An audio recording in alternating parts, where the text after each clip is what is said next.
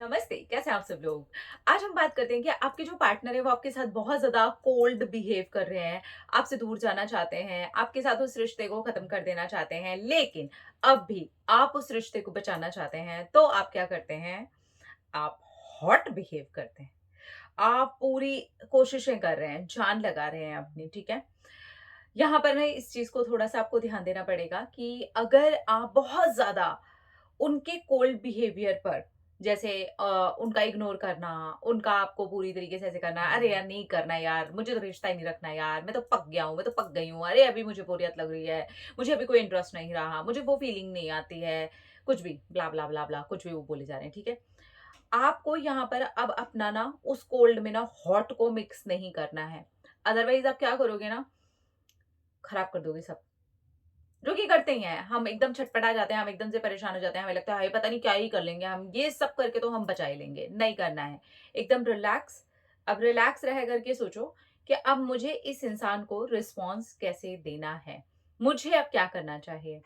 Cold पर मैं भी कोल्ड हो जाऊँ तब आंसर आएगा या कोल्ड पर मैं बैलेंस्ड पेश हो जाऊँ तो वो ज़्यादा आंसर आएगा या फिर मैं कोल्ड के साथ हॉट, हॉट लग करके तो आपने देख लिया कुछ नहीं होता है, ठीक है? कोल्ड के साथ कोल्ड करते-करते भी कुछ नहीं होने वाला है क्योंकि वो कोल्ड हैं, वो जितनी भी चीज़ें कर रहे हैं, आप सेम टू सेम चीज़ें नहीं कर सकते हैं। आप उसको क्या कर सकते हैं ना, आप अपने आप को बैलेंस करके उनसे 2 कदम ऊपर की चीज़ें कर सकते हो। तब जाकर के आपको आंसर आते हैं। अदरवाइज़ आप ऐसे करते हो कि उन्होंने आपको इग्नोर मारा, उन्होंने आपको कोई कॉल या मैसेज नहीं किया, फिर वो 1 हफ्ते में, 10 दिन में, 1 महीने में उठ कर के आए, कुछ चेक कर लिया, आप क्या करोगे? आपका बैलेंस यहाँ से चला जाएगा। आपको एकदम ऐसे हो जाना है, ठीक है, रिलैक्स। मुझे ये देखना भी नहीं है कि सामने वाले ने मेरे स्टेटस देखे, नहीं देखे, सामने वाले ने देखा, नहीं देखा, कुछ नहीं करना है।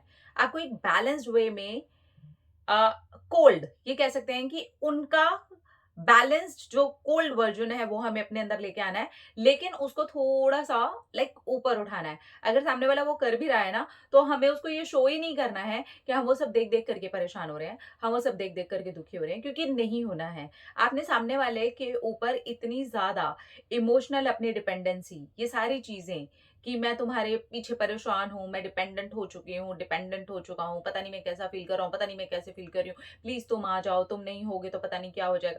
इससे आप उसके कोल्ड बिहेवियर को और बढ़ा देते हो।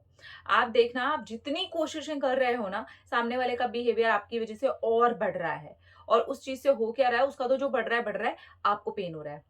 आपको तकलीफ़ हो रही है, आपको दुःख हो रहा है, आपको समझ में नहीं आ रहा है मैं क्या करूँ? अब फाइनली आपको ये लगना स्टार्ट हो जाता है कि आपका जो रिश्ता है वो टूटने की कगार पर आ गया है, जो कि टूट ही जाता है।